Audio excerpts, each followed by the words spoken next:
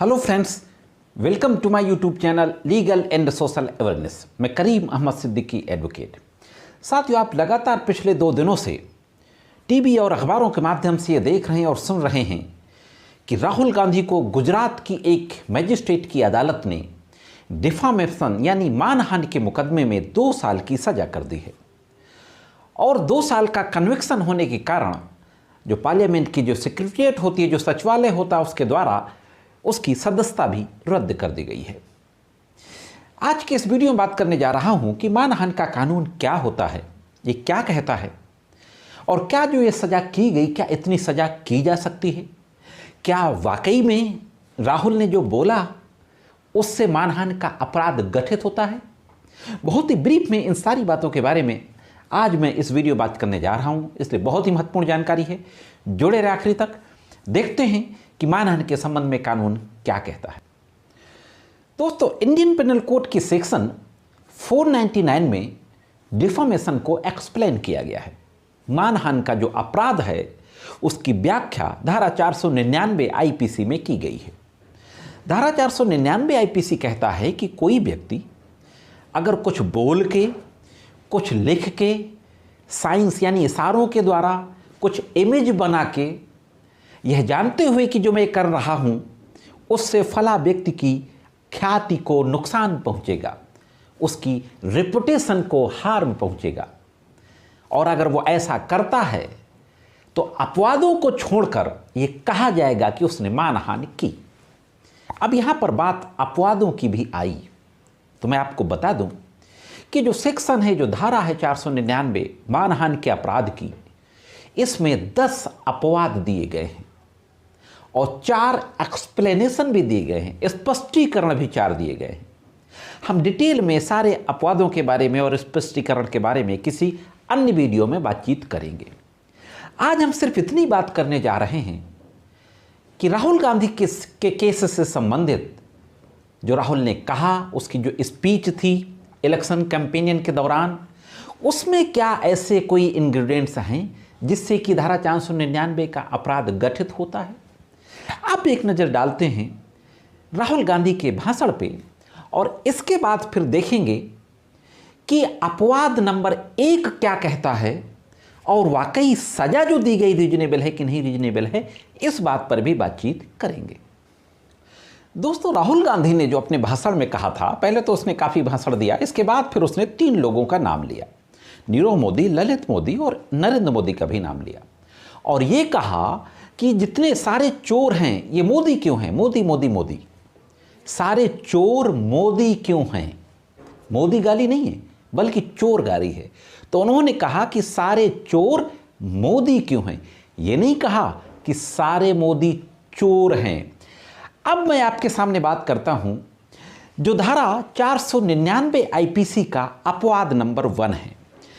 पहला अपवाद ये कहता है कि imputation of truth which public good require to be made और पब्लिश्ड, यानी सत्य बात का लांछन लगाना, प्रकाशित किया जाना लोक कल्याण के लिए अपेक्षित है। यानी अगर कोई ऐसी बात कही गई है जो सच है तो वह अपवाद नंबर 1 की कैटेगरी में आता है। नीरव मोदी, ललित मोदी ये चोरी करके भारत के बैंकों का पैसा लेके, टैक्स पेयर का पैसा लेके विदेश भाग गए, ये बात सच है। लेकिन जितने भी भागने वाले हैं बाहर वो मोदी हैं ज़्यादातर, 2-3 लोगों के जिसमें उसमें नाम लिया नरेंद्र मोदी को छोड़ के, बाकी तो हैं। लेकिन उनका जो आशय था कि जो भागे हुए लोग हैं वो सब मोदी हैं, जितने चोर हैं वो मोदी हैं। तो पहली बात तो ये एक्सेप्शन फर्स्ट से गवर्न किया जा सकता है।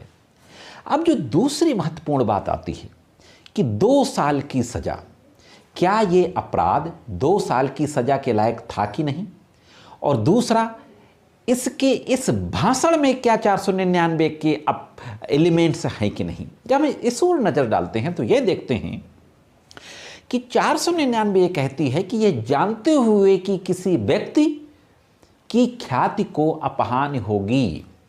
आप समझिए कि मुकदमा लगाया है किसी थर्ड व्यक्ति ने, ना तो नीरव मोदी ने लगाया, ना ललित मोदी ने लगाया, ना नरेंद्र मोदी ने लगाया।